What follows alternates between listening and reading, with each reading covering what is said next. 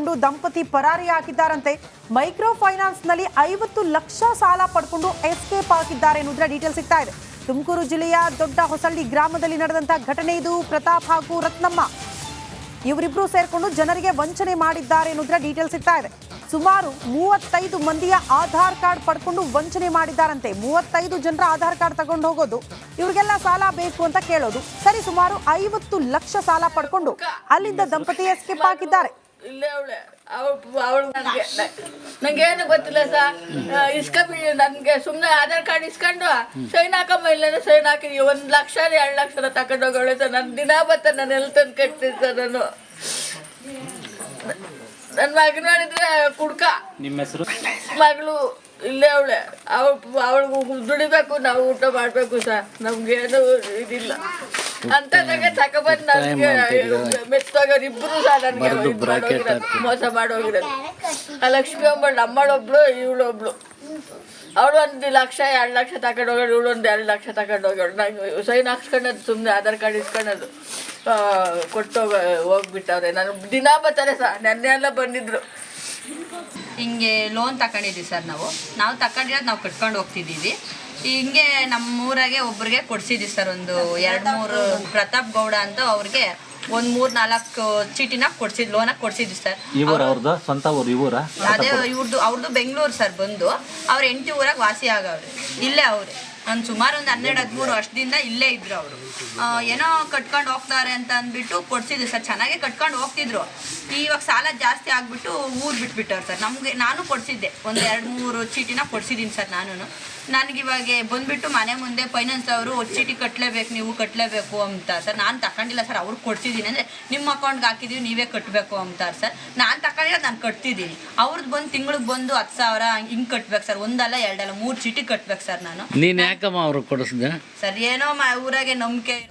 Okay ನೋಡಿ, ಒಂದು ಇದನ್ನು ಸರಿನೋ ತಪ್ಪೋ ನೀವು ಯಾಕೆ ಮಾಡಿದ್ರಿ ಅಂತ ಹೇಳಕ್ಕೆ ಬರೋದಿಲ್ಲ. ಹೆಣ್ಮಕ್ಳದ್ದು ಒಂದು ಸಿಸ್ಟಮ್ ಇರುತ್ತೆ, ಅಲ್ಲಲ್ಲೇ ಚೀಟಿ ಹಾಕ್ಕೊಂಡು ಮತ್ತೊಂದು. ಆಮೇಲೆ ಚೀಟಿ ತುಂಬ ನಡೆದಿದೆ ಕೂಡ, ಭಾಳ ಅದ್ಭುತವಾಗಿ ನಡೆದದ್ದು ಕೂಡ ಇದೆ. ಆಮೇಲೆ ಒಂದು ಪ್ಯಾರಲಲ್ ಎಕಾನಮಿ ಥರ ಹೋಗುತ್ತೆ ಅದು. ಆಯಿತಾ, ಗಂಡ ಹತ್ರ ಕೇಳ್ತಾ ಕೂತ್ಕೊಳ್ಳೋಕ್ಕಾಗಲ್ಲ ಇಲ್ಲಿ.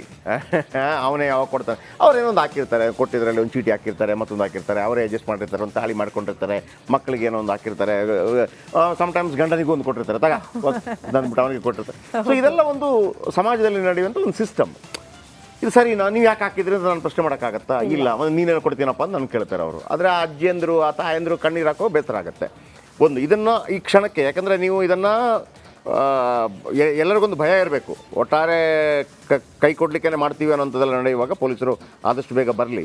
ಆಮೇಲೆ ಕೆಲವು ನನ್ನ ಒಂದು ನೆನಪಿನಲ್ಲಿ ನಾನೊಂದು ನೋಡಿದ್ದೆ, ಆಸೆಯಲ್ಲಿ ಎಷ್ಟು ಮೋಸ ಮಾಡಿಸ್ತಾರೆ ಅಂತಂದರೆ, ನೀವು ಏನೇ ಕೊಡಿ ಆಫ್ ರೇಟಲ್ಲಿ ತೊಗೊಂಡೋಗಿಂದ ಶುರು ಮಾಡೋದು. ಕಾರು ಫ್ರಿಜ್ಜು ಸಮೇತ ಒಂದು 10 ಫ್ರಿಜ್ ತರ್ತಾರೆ, ಒಂದು 10 ಮಿಕ್ಸಿ ತರ್ತಾರೆ, ಆಫ್ ರೇಟಲ್ಲಿ ಕೊಟ್ಬಿಡ್ತಾರೆ. ಕೊಟ್ಟುಬಿಟ್ಟು ನೋಡಿ, ಎಂತ ಇದನ್ನು ನಾನು ಹೇಳಿದ್ರೆ ಇನ್ನು ಮತ್ತೊಬ್ಬರಿಗೆ ಮೋಸಕ್ಕೆ ಅವಕಾಶ ಕೊಟ್ಟಂಗೂ ಆಗುತ್ತೆ. ಆದರೂ ನಾನು ನಿಮ್ಮ ಗಮನಕ್ಕೆ ತರೋದು ಅದು ನಿಮ್ಮ ಮೇಲೆ. ಆಫ್ ರೇಟು ಕಾರು ಕೊಡ್ತಾರೆ. ಈಗ ಆವಾಗ ಒಂದು 5 ಲಕ್ಷ ಕಾರನ್ನು 2.5 ಲಕ್ಷ ಕೊಟ್ಬಿಡೋದು. ಒಂದು 10 ಇನ್ವೆಸ್ಟ್ 1 ಕೋಟಿ ಮಾಡ್ತಾರೆ. ಆಮೇಲೆ ಕಾರ್ ಸಿಗುತ್ತೆ ಆಫ್ ರೇಟ್ಗೆ ಅಂತ. ನೀವು ಬಂದ್ರಿ, ನನಗೊಂದು ಕಾರ್ ಬೇಕಿತ್ತು ಅಂತೇಳಿ. ಹೌದಾ, ಹೋಗ್ಬಿಡ್ತು ಕಾರು. ನೋಡಿ ನಿಮ್ಮ ಫ್ರೆಂಡ್ ತಗೊಂಡಿದ್ದಾರೆ, ಕೇಳ್ಕೊಂಡು ಯಾವುದೇನೇ ಸರ್ ಕಾರ್ ಕೊಡ್ತಾರೇನೆ, ಯಾವುದು ಕೊಡ್ತಾರೆ ಅಂತಂದ್ಬಿಟ್ಟು. ನೋಡಿ ಸರ್ ಕಾರ್ ಇಲ್ಲ, ಈಗ ಕೊಡೋಕ್ಕಾಗಲ್ಲ, ಬಂದ ತಕ್ಷಣ ನಿಮ್ಗೆ ಕೊಡ್ತೀವಿ ಅಂತಂದ್ಬಿಟ್ಟು ಅಡ್ವಾನ್ಸ್ ಕೊಡಿ ಅಂತಾರೆ. ಅಡ್ವಾನ್ಸ್ ಕೊಡಿ ಅಂತ. ನೀವು ಎಷ್ಟು ಅಡ್ವಾನ್ಸ್ ಅಲ್ಲ ಸರ್, ನನಗೆ 4 ಕಾರ್ ಬೇಕು ಅಂತಂದ್ಬಿಟ್ಟು ನೀವು 10 ಲಕ್ಷ ಕೊಟ್ಟಿರ್ತಾರೆ. ಹೀಗೆ 1 ಲಕ್ಷ ಡೆಪಾಸಿಟ್ ಮಾಡೋದು, ಅಂದರೆ ಇನ್ವೆಸ್ಟ್ ಮಾಡೋದು, ಒಂದು 60 ಕೋಟಿ ಎತ್ಕೊಂಡು ರಾತ್ರಿ ಅಲ್ಲೇ ಇರ್ತದೆ. ಫ್ರಿಜ್ಜು, ವಾಷಿಂಗ್ ಮಿಷಿನು, ಮತ್ತೊಂದು ಮಿಷಿನು ಎಲ್ಲ ಅಲ್ಲೇ ಇರ್ತದೆ. ಇಂಥದ್ದಾದ ತುಂಬ ಇದೆ. ನನಗೆ ಹೆಚ್ಚು ಇದನ್ನು ಫೋನ್ ತಗೊಳಕ್ಕೆ ಆಗ್ತಾ ಇಲ್ಲ. ಪೊಲೀಸರು ಆದಷ್ಟು ಬೇಗ ಅಲರ್ಟ್ ಆಗಿ ಇದರ ಬಗ್ಗೆ ಕಾನೂನು ಕೈಗೊಳ್ಳಬೇಕು. ಇಲ್ಲಾಂತಂದ್ರೆ 12 ಮತ್ತೆ ಬರ್ತೀನಿ ಸೂಪರ್ 3 ಇದೇ ಸ್ಟೋರಿ ಇಟ್ಕೊಂಡು. ಹೆಸರಲ್ಲಿ ಸಾಲ ಪಡ್ಕೊಂಡು ದಂಪತಿ ಪರಾರಿಯಾಗಿದ್ದಾರಂತೆ. ಮೈಕ್ರೋ ಫೈನಾನ್ಸ್ ನಲ್ಲಿ 50 ಲಕ್ಷ ಸಾಲ ಪಡ್ಕೊಂಡು ಎಸ್ಕೇಪ್ ಆಗಿದ್ದಾರೆ ಎನ್ನುವುದರ ಡೀಟೇಲ್ ಸಿಗ್ತಾ ಇದೆ. ತುಮಕೂರು ಜಿಲ್ಲೆಯ ದೊಡ್ಡ ಹೊಸಳ್ಳಿ ಗ್ರಾಮದಲ್ಲಿ ನಡೆದಂತಹ ಘಟನೆ ಇದು. ಪ್ರತಾಪ್ ಹಾಗೂ ರತ್ನಮ್ಮ ಇವರಿಬ್ರು ಸೇರ್ಕೊಂಡು ಜನರಿಗೆ ವಂಚನೆ ಮಾಡಿದ್ದಾರೆ ಎನ್ನುವುದರ ಡೀಟೇಲ್ ಸಿಗ್ತಾ ಇದೆ. ಸುಮಾರು 35 ಮಂದಿಯ ಆಧಾರ್ ಕಾರ್ಡ್ ಪಡ್ಕೊಂಡು ವಂಚನೆ ಮಾಡಿದ್ದಾರಂತೆ. 35 ಜನರ ಆಧಾರ್ ಕಾರ್ಡ್ ತಗೊಂಡು ಹೋಗೋದು, ಇವ್ರಿಗೆಲ್ಲ ಸಾಲ ಬೇಕು ಅಂತ ಕೇಳೋದು, ಸರಿ ಸುಮಾರು 50 ಲಕ್ಷ ಸಾಲ ಪಡ್ಕೊಂಡು ಅಲ್ಲಿಂದ ದಂಪತಿ ಎಸ್ಕೇಪ್ ಆಗಿದ್ದಾರೆ.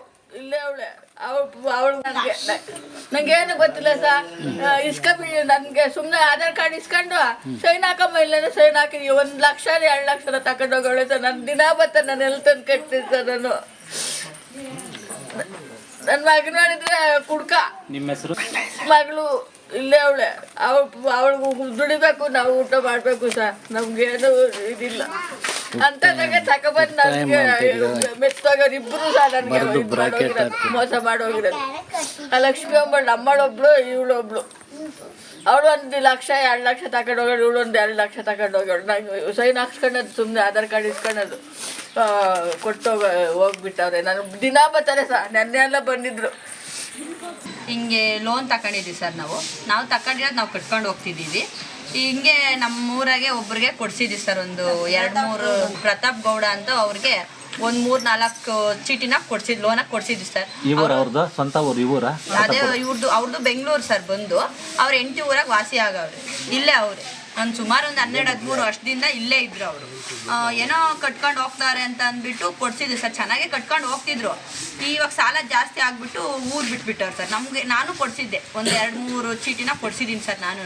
ನನಗಿವಾಗ ಬಂದುಬಿಟ್ಟು ಮನೆ ಮುಂದೆ ಫೈನಾನ್ಸ್ ಅವರು ಚೀಟಿ ಕಟ್ಟಲೇಬೇಕು, ನೀವು ಕಟ್ಟಲೇಬೇಕು ಅಂತಾರೆ ಸರ್. ನಾನು ತಗೊಂಡಿಲ್ಲ ಸರ್, ಅವ್ರಿಗೆ ಕೊಡ್ಸಿದ್ದೀನಿ. ಅಂದರೆ ನಿಮ್ಮ ಅಕೌಂಟ್ಗೆ ಹಾಕಿದ್ದೀವಿ, ನೀವೇ ಕಟ್ಟಬೇಕು ಅಂತಾರೆ ಸರ್. ನಾನು ತಗೊಂಡಿಲ್ಲ, ನಾನು ಕಟ್ತಿದ್ದೀನಿ. ಅವ್ರದ್ದು ಬಂದು ತಿಂಗಳಿಗೆ ಬಂದು 10,000 ಹಿಂಗೆ ಕಟ್ಬೇಕು ಸರ್. 1 ಅಲ್ಲ 2 ಅಲ್ಲ 3 ಚೀಟಿ ಕಟ್ಬೇಕು ಸರ್ ನಾನು. ನೀನು ಯಾಕಮ್ಮ ಅವ್ರಿಗೆ ಕೊಡಿಸ್ದೆ ಸರ್? ಏನೋ ಊರಾಗೆ ನಂಬಿಕೆ.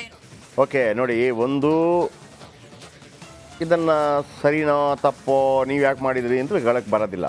ಹೆಣ್ಮಕ್ಳದ್ದು ಒಂದು ಸಿಸ್ಟಮ್ ಇರುತ್ತೆ, ಅಲ್ಲಲ್ಲೇ ಚೀಟಿ ಹಾಕ್ಕೊಂಡು ಮತ್ತೊಂದು. ಆಮೇಲೆ ಚೀಟಿ ತುಂಬ ನಡೆದಿದೆ ಕೂಡ, ಭಾಳ ಅದ್ಭುತವಾಗಿ ನಡೆದದ್ದು ಕೂಡ ಇದೆ. ಆಮೇಲೆ ಒಂದು ಪ್ಯಾರಲಲ್ ಎಕಾನಮಿ ಥರ ಹೋಗುತ್ತೆ ಅದು. ಆಯಿತಾ? ಗಂಡ ಹತ್ರ ಕೇಳ್ತಾ ಕೂತ್ಕೊಳ್ಳೋಕ್ಕಾಗಲ್ಲ ಇಲ್ಲಿ. ಅವನೇ ಯಾವಾಗ ಕೊಡ್ತಾರೆ, ಅವ್ರೇನೊಂದು ಹಾಕಿರ್ತಾರೆ, ಕೊಟ್ಟಿದ್ರಲ್ಲಿ ಒಂದು ಚೀಟಿ ಹಾಕಿರ್ತಾರೆ, ಮತ್ತೊಂದು ಹಾಕಿರ್ತಾರೆ, ಅವರೇ ಅಡ್ಜಸ್ಟ್ ಮಾಡಿರ್ತಾರೆ, ಒಂದು ತಾಳಿ ಮಾಡ್ಕೊಂಡಿರ್ತಾರೆ, ಮಕ್ಕಳಿಗೆ ಏನೋ ಒಂದು ಹಾಕಿರ್ತಾರೆ, ಸಮ್ಟೈಮ್ಸ್ ಗಂಡನಿಗೂ ಒಂದು ಕೊಟ್ಟಿರ್ತಾರೆ, ಅಂದ್ಬಿಟ್ಟು ಅವನಿಗೆ ಕೊಟ್ಟಿರ್ತಾರೆ. ಸೊ ಇದೆಲ್ಲ ಒಂದು ಸಮಾಜದಲ್ಲಿ ನಡೆಯುವಂಥ ಒಂದು ಸಿಸ್ಟಮ್. ಇದು ಸರಿ, ನೀವು ಯಾಕೆ ಹಾಕಿದ್ರಿ ಅಂತ ನಾನು ಪ್ರಶ್ನೆ ಮಾಡೋಕ್ಕಾಗತ್ತಾ? ಇಲ್ಲ, ನೀನೇನು ಕೊಡ್ತೀನಪ್ಪ ಅಂತ ನಾನು ಕೇಳ್ತಾರೆ ಅವರು. ಆದರೆ ಆ ಅಜ್ಜಿಯಂದರು ಆ ತಾಯಂದರು ಕಣ್ಣೀರು ಹಾಕೋ ಬೇಸರ ಆಗುತ್ತೆ. ಒಂದು ಇದನ್ನು ಈ ಕ್ಷಣಕ್ಕೆ, ಯಾಕಂದರೆ ನೀವು ಇದನ್ನು ಎಲ್ಲರಿಗೊಂದು ಭಯ ಇರಬೇಕು. ಒಟ್ಟಾರೆ ಕೈ ಕೊಡಲಿಕ್ಕೆ ಮಾಡ್ತೀವಿ ಅನ್ನೋಂಥದ್ದೆಲ್ಲ ನಡೆಯುವಾಗ ಪೊಲೀಸರು ಆದಷ್ಟು ಬೇಗ ಬರಲಿ. ಆಮೇಲೆ ಕೆಲವು ನನ್ನ ಒಂದು ನೆನಪಿನಲ್ಲಿ ನಾನೊಂದು ನೋಡಿದ್ದೆ, ಆಸೆಯಲ್ಲಿ ಎಷ್ಟು ಮೋಸ ಮಾಡಿಸ್ತಾರೆ ಅಂತಂದರೆ, ನೀವು ಏನೇ ಕೊಡಿ ಆಫ್ ರೇಟಲ್ಲಿ ತೊಗೊಂಡೋಗಿಂದ ಶುರು ಮಾಡೋದು.